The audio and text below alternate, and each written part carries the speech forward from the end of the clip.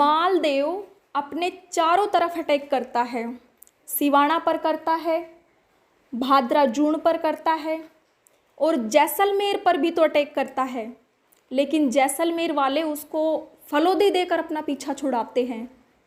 ऐसा हम पहले भी पढ़ते हैं कि मेवाड़ पर जब बहादुर शाह अटैक करता है तो मेवाड़ वाले उसको रणथंबोर का किला देकर अपना पीछा छुड़ाते हैं, पढ़ते हैं हम ऐसा। अब ये बात जैसलमेर वालों को पता थी कि हमने फलोदी तो देकर उसे वापस भेजा है, लेकिन इस बात की क्या गारंटी है कि मालदेव वापस नहीं आएगा। वापस भी तो आ सकता है, क्योंकि मेवाड़ में बहादुर शाह एक बार तो रणथंबोर का किला लेकर वापस चला जाता है, फिर वो वापस अटैक करता है, फिर मेवाड़ वालों को साका करना पड़ता है। ऐसा पढ़ते हैं हम। अब ये सोच विचार में फिर उनमें से किसी एक ने कहा कि इस मालदेव का परमानेंट इलाज करना पड़ेगा। फिर एक कहता है कि मालदेव से युद्ध करेंगे। फिर किसी एक ने कहा कि अगर युद्ध करेंगे तो मालदेव अपना परमानेंट इलाज कर देगा। अब जैसलमेर का जो राजा था उसका नाम था लूणकरण भाटी। उसकी एक राजकुमारी थी उमादे, जो बहुत सुंदर थी। उसके लिए खूब रिश्ते आते थे दूर दराज से। फिर एक कहता है कि क्यों ना उमादे की जो शादी है वो मालदेव के साथ कर दें। उमादे को एक अच्छा लड़का मिल जाएगा। भाई उस समय जो शक्तिशाली, जो सर्वश्रेष्ठ जो राजा था वो मालदेव था। दूसरा, मालदेव अपना जवाई बनेगा तो अटैक भी नहीं करेगा। अब ये समाचार जब मालदेव के पास आता है, मालदेव तैयार बैठा कि मैं तैयार हूँ, जब बुलाओगे तब आ जाऊँगा। मालदेव अपनी बारात लेकर जैसलमेर पहुँचता है। खूब सारे ऊँट, हाथी, घोड़े लेकर जाता है अपनी बारात में।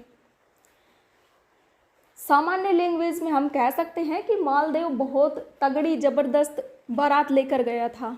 अब उमादे की सहेलियाँ, नौकर चाकर सब उमादे से कहे कि उमादे क्या बारात आई है तुम्हारी।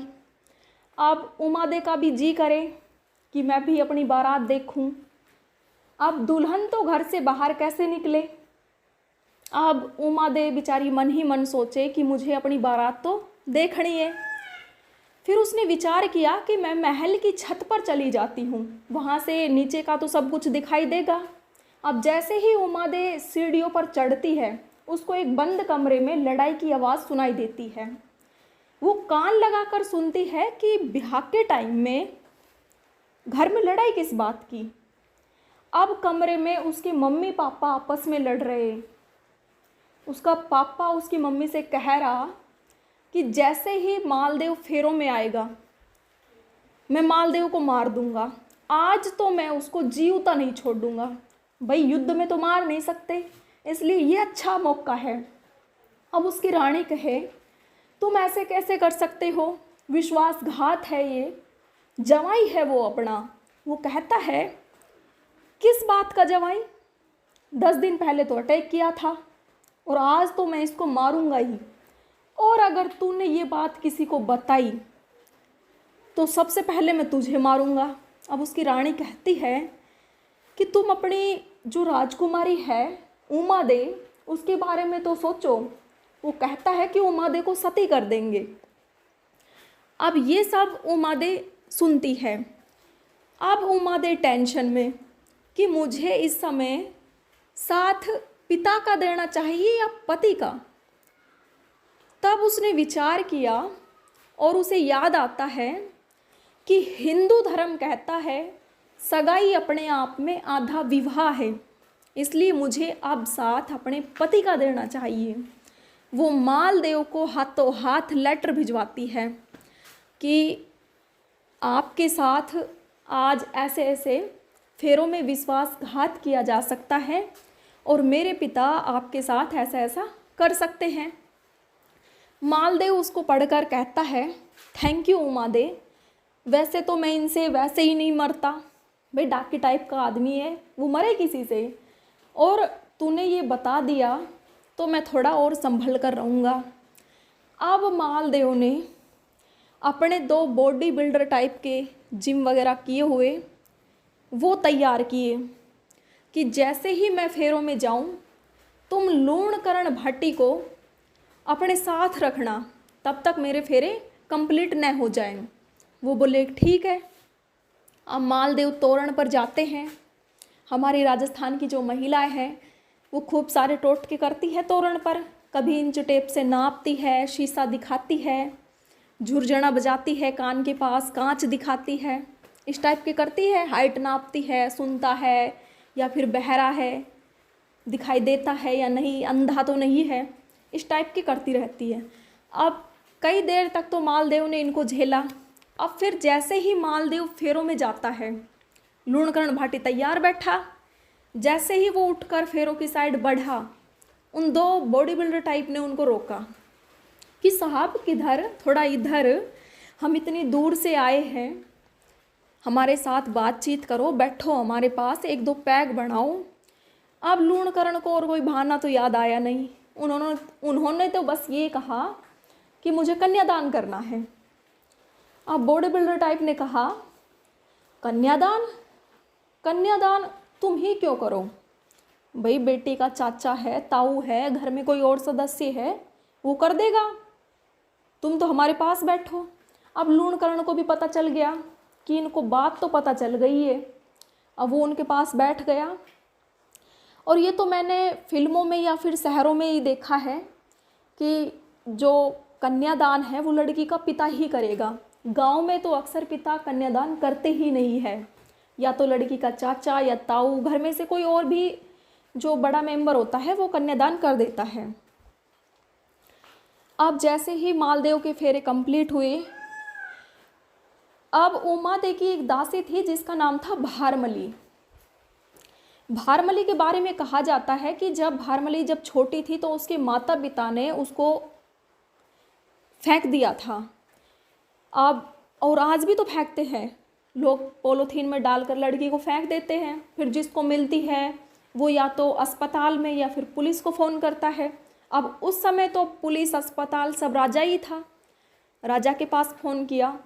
अब जब ये राजा लूणकरण के पास जब ये लड़की आई थी तो लूणकरण ने इसको अपने पास ही रख लिया था और उसने पाल पोस कर यहीं पर उसको बड़ा किया था।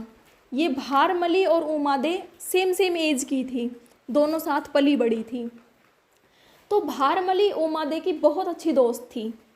उसने, उमादे ने कहा कि मेरे साथ भारमली को भेजना, मेरे साथ हथैया करेगी, दोनों साथ में रहेंगे, मन लग जाएगा। अब भारमली उमादे के साथ जाती है जोधपुर। अब मालदेव की सुहागरात, मालदेव महल में आता है और मालदेव अफीम खाता था, नशा वगैरह करता था। मालदेव उमादे के पास समाचार भिजवाता है कि राजा महल के अंदर आ चुके हैं और आपका वेट कर रहे हैं। और उस समय उमादे थी, वो श्रृंगार कर रही थी, फर्स्ट नाइट थी उसकी। अब जब ये समाचार उमादे के पास जाता है तो उमादे के पास भारमली बैठी थी। वो फिर उमादे भारमली से कहती है कि तुम जाओ और राजा से कहना कि मुझे थोड़ा टाइम लग सकता है। भारमली जाती है। भारमली सुंदर थी और राजा नशे में थे। अब जब ये बात उमादे को पता चलती है तो वो कहती है कि जो पति 10 मिनट वेट नहीं कर सकता, ऐसे लिच्चड़ आदमी के साथ पूरी ज़िंदगी कैसे बिताई जा सकती है। और उसके बाद कहते हैं कि उमादे वहाँ से निकल पड़ी थी और उसके बाद ज़िंदगी भर उसने मालदेव को देखा नहीं था। इसलिए मालदेव की जो रूठी रानी है वो उमादे है।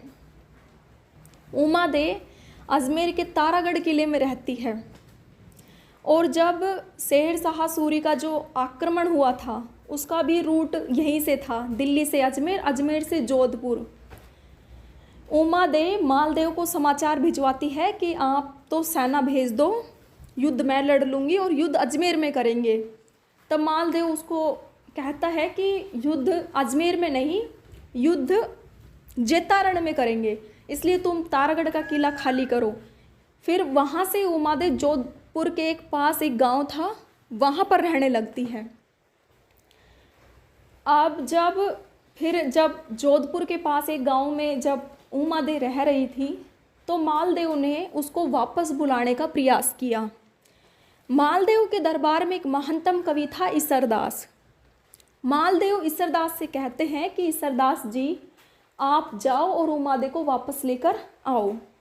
ईसरदास जी उमादेव के पास जाते हैं और कहते हैं, हे उमादेव, तुम मालदेव की जो पहले की जो गलती है उनको भूल जाओ, आगे से मालदेव कोई गलती नहीं करेगा।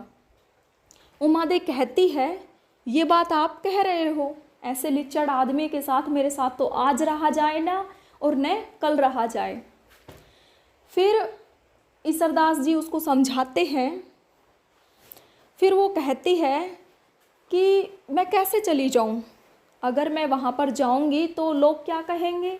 एक बार तो खुद ही ठोकर मार के चली गई और फिर एक बार ही जब वापस बुलाया तो आ भी गई।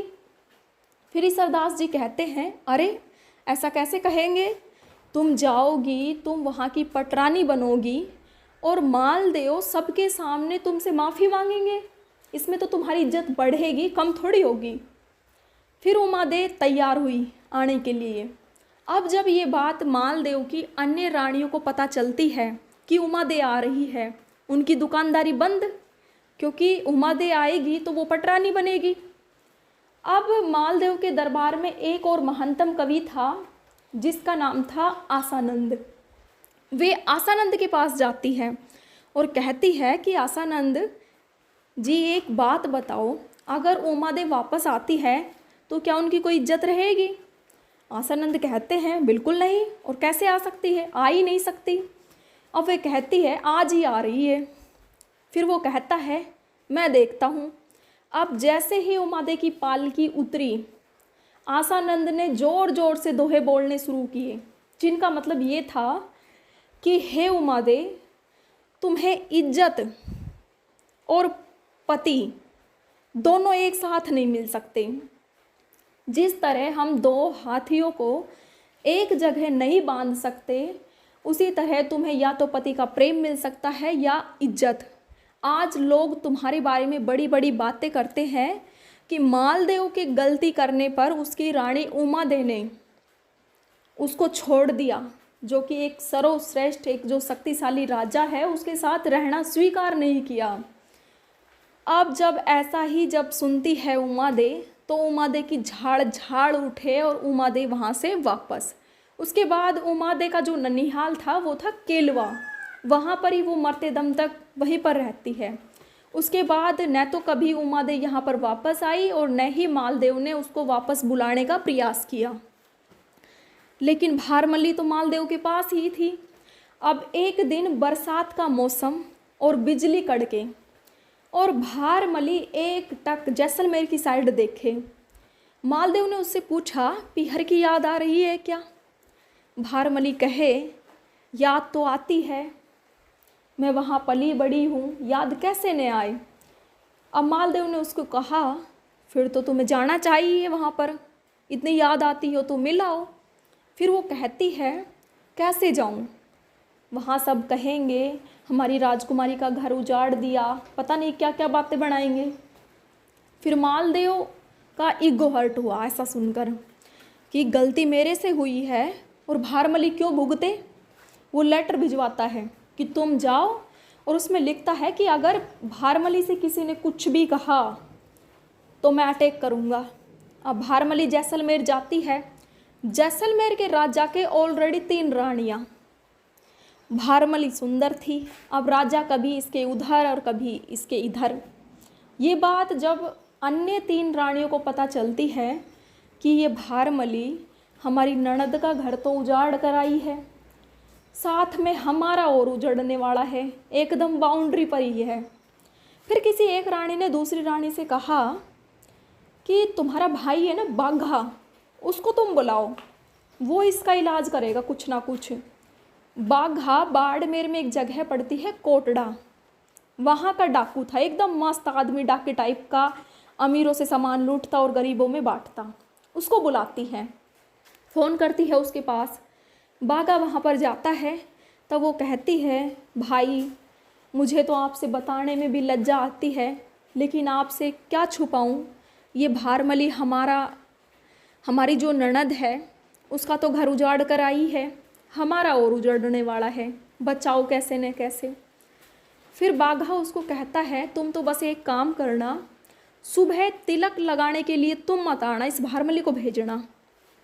अब जैसे ही सुबह हुई, बाघा ने न तो मुँह धोया न चाय पी, और सुबह सुबह अपने तैयार रेडी जाने के लिए। अब बाहर किसी एक ने पूछा कि इतनी जल्दी कैसे जा रहे हो, चाय वगैरह पी के जाओ, नाश्ता वगैरह करके जाओ। फिर बाघा कहता है, नहीं मुझे जल्दी है, कोटड़ा में किसी से मिलना है, अर्जेंट काम है। फिर किसी एक ने कहा, सीख तो लेकर जाओ, अपने राजस्थान की भाषा में जो ये तिलक वगैरह लगाना, इसको सीख देना बोलते हैं, कि सीख तो लेकर जाओ। फिर बाघा ने कहा, मेरी बहन है उसको भेज दो, फटाफट बाहर ही भेज दो। अब जैसे ही अंदर जाकर लोग कहते हैं, तो अब उन दोनों की तो बहन भाइयों की बातचीत हो रखी थी पहले ही। अब वो बहाने बनाए, मैं तो नहाई भी नहीं हूँ। अब भारमली नहा धो के तैयार बैठी। अब वो भारमली से कहती है कि भारमली तू जा, तू तिलक निकाला, तिलक ही तो निकालना है। भारमली कहती है, लाओ थाली लेकर आओ। अब जैसे ही भारमली बाघा के तिलक निकालती है, हाथ को ऊपर निकालती है, तो बाघा ने उसका हाथ पकड़कर उसको ऊंट पर बैठा लिया। अब जैसलमेर से कोटड़ा बाघा को भारमली से और भारमली को बाघा से बेइंतहा मोहब्बत हो जाती है, और दोनों एक साथ रहते हैं। अब ये बात मालदेव को पता चली। मालदेव कहता है कि मैं अटैक करूँगा। अब लोगों ने कहा, उसको समझाया कि एक तो बाघा डाकू है, पता नहीं किधर निकल जाए, और मारवाड़ की सेना उसके पीछे अटैक करेगी, और बाघा हाथ नहीं आया तो इसमें अपनी बेइज्जती है। और दूसरा, एक दासी के लिए अटैक। अब मालदेव ने कहा, अरे तुम नहीं जानते। फिर मालदेव सोच विचार करता है, तो मालदेव ने कहा कि जिस दिन उमादेव वापस आ रही थी, उस दिन ज़ोर ज़ोर से दोहे कौन बोल रहा था? आसानंद ने कहा, मैं। फिर कहा, तुमने उमादेव को वापस भेजा है, इसलिए तुम अब भारमली को वापस लेकर आओ। आसानंद ने कहा, आई विल ट्राई, मैं कर सकता हूँ। आसानंद जाते हैं बाघा के पास। कहते हैं कि जब ये पता चला कि आसानंद आ रहा है, तो बाघा 3 कोस आसानंद को लेने गया था। एक कोस में 3 किलोमीटर होते हैं, यानी कि 9 किलोमीटर आसानंद को दंडवत प्रणाम किया कि ऐसा महानतम कवि मेरी जागीर पर उतरा है, को सत सत कोटि कोटि नमन मेरा। और आसानंद को पालकी पर बिठा के लेकर आता है बाघा अपने घर पर, उसके पैर दबाता है, भारमली उसके लिए अच्छा खाना बनाए। फिर आसानंद सोचता है कि बाघा भारमली से और भारमली बाघा से दोनों एक दूसरे से कितना प्रेम करते हैं, और दोनों मेरी कितनी सेवा करते हैं। आसानंद भी वहीं ठहर जाते हैं। अब जब बाघा मरता है, तो भारमली उसके साथ सती होती है, और आसानंद पागल हो जाता है। अब जब ये बात अमरकोट के राणा को पता चलती है कि ऐसे ऐसे एक महानतम कवि आसानंद, जिसकी अब मानसिक स्थिति ठीक नहीं है, उसको अपने पास बुला लेता है। अब राणा उसको अपने पास बिठाए, उससे बातचीत करे। और पहले था भी, ये जो कवि वगैरह थे, इनकी बहुत इज्जत की जाती थी। अब आसानंद तो बस राणा से बाघा बाघा बाघा बाघा के बारे में बातचीत करे केवल। अब राणा ने उससे एक दिन पूछा कि मैं इतना बड़ा राणा और बाघा छोटा मोटा डाकू था, तुम क्या बात करते रहते हो उसके बारे में, बातचीत पूरे दिन। आसानंद कहता है, तू उसके पैर की जुत्ती भी नहीं है। तब राणा कहता है, अच्छा तो मतलब आप पूरी ज़िंदगी अब बाघा बाघा करते रहोगे। फिर वो कहता है जब तक है जान तब तक है बाघा। अब राणा ने एक दिन एक चाल चली, उसके पोते को बुलाया और कहा अगर तेरे दादा रात को बाघा का नाम ना ले तो मैं तुझे हर 1 घंटे के 1 लाख सोने के सिक्के दूंगा। अब पोता ने दिमाग लगाया, एक रात में कम से कम अगर दादा 7 घंटे तक बाघा का नाम ना ले तो राजा 7 लाख सोने के सिक्के देगा, 7 पीढ़ियाँ सुधर जाएगी अपनी। अब ये बात पोता अपने दादा को समझाता है। दादा कहता है वैसे तो मुझसे रहा नहीं जाएगा, लेकिन अगर तुम कहते हो तो मैं कोशिश करके देखता हूँ। अब जैसे ही रात होती है, दादा का टाइम शुरू होता है, तो दादा ने 15-20 मिनट तो कंट्रोल किया। उसके बाद बाघा बाघा और कहता है कि पेट के लिए तो कहीं से भी कमाया जा सकता है, कुछ भी रोज़गार किया जा सकता है, लेकिन हे बाघा पैसे के लिए तुझे थोड़ी बुलाया जा सकता है। फिर पोते ने भी कहा ठीक है तो फिर यही करो। और जो उमादे थी, जब मालदेव की मृत्यु हुई थी तब बताते हैं कि उमादे के पास मालदेव की पगड़ी भेजी गई थी। तब उमादे कहती है कि उस लिच्चड़ आदमी ने तो पति होने का धर्म नहीं निभाया, लेकिन मैं अपने पत्नी होने के धर्म से थोड़ी वो मुकर सकती हूँ। और उमादे उस पगड़ी के साथ सती होती है। उमादे मालदेव की पहली रानी थी जो सबसे पहले सती होती है मालदेव के मरने के बाद। और ये है बाघा और भारमली की बेहतरीन लव स्टोरी। अपने राजस्थान की बहुत प्रसिद्ध प्रेम कहानी है। और कहते हैं कि जहाँ जहाँ पेड़ होंगे वहाँ वहाँ मोर होंगे, और जहाँ जहाँ तालाब होगा वहाँ वहाँ हंस होंगे, और जहाँ जहाँ दारू होगी वहाँ वहाँ मांस होगा, और जहाँ जहाँ बाघा होगा वहाँ वहाँ भारमली होगी।